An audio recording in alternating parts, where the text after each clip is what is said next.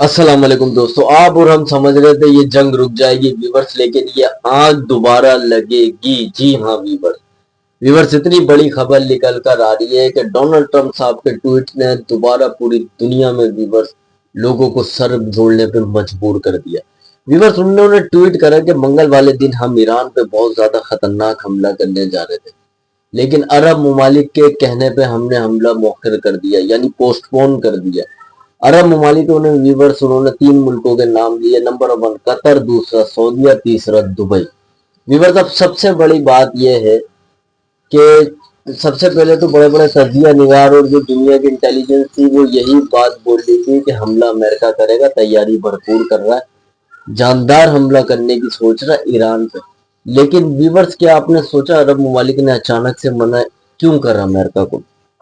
देखें व्यूवर्स, अभी जो ये अमेरिका और ईरान की लड़ाई हुई थी व्यूवर्स, इसके अंदर आपने देखा काफी ज्यादा व्यूवर्स मिडल ईस्ट के अंदर भी नुकसान हुआ, इकोनॉमिक नुकसान भी हुआ, और व्यूवर्स बाय दिफाई निजाम का जो है उसका भी नुकसान हुआ। व्यूवर्स, कतर के अंदर भी, सऊदीया के अंदर सुल्तान एयरबेस सबसे ज्यादा डैमेज हुई थी जब ईरान ने रिटेलिएट करा था। हालांकि अमेरिका के जो है वहां पे वो कार्गो प्लेन शिप खड़े हुए थे जो डैमेज हुए।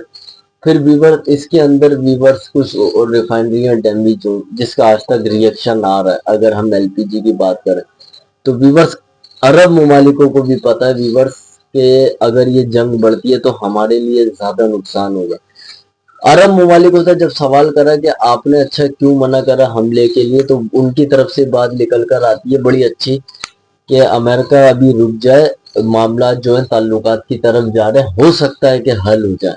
कोई भी बात बोल दे व्यूवर्स के अरब ममालिक जो है वो चाहते हैं कि ईरान के ऊपर हमला हो, लेकिन ऐसा हरगिज नहीं। मैंने भी अपनी स्टडी करी पूरी, अरब ममालिक भी चाहते हैं कि हमला ना हो।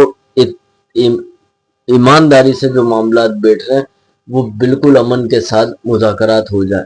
अरब ममालिक जंग नहीं चाहते, और अरब ममालिकों को ये भी पता है कि ईरान के पास रिटेलिएट करने का दूसरा कोई ऑप्शन नहीं है। उसकी मिसाइल कैपेबिलिटी वीवर इतनी नहीं है कि वो 6-7 हजार किलोमीटर दूर वो अमेरिका को जाके हिट करे। उसकी कैपेबिलिटी इतनी है कि वो आसपास की रियासतें भी जहां अमेरिकी एसिड्स हैं, यानी अमेरिका के जो बहरी अड्डे हैं, उसको वहां डैमेज करे।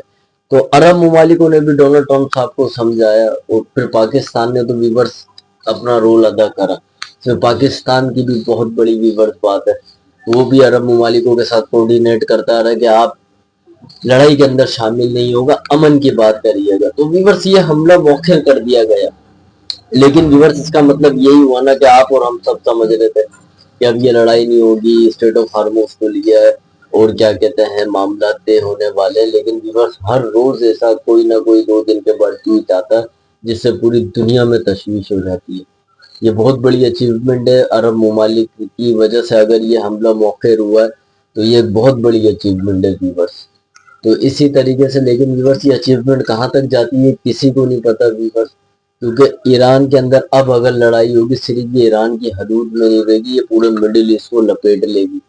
ये याद रखिएगा मेरी बात, ये पूरे मिडिल ईस्ट को लपेटेगी। अभी 25 दिन की मिसाइलों की झड़प के अंदर इकोनॉमिक नुकसान भी हुआ, रिफाइनरी नुकसान भी हुआ व्यूअर्स, माशी नुकसान भी हुआ। और अगर ये चली लंबी लड़ाई तो ये मिडिल ईस्ट को 100 साल पीछे ले जाएगी। प्रिडिक्शन कर रहा हूँ, 100 साल पीछे ले जाएगी, क्योंकि उन्होंने कभी जंगी हालात देखे नहीं है।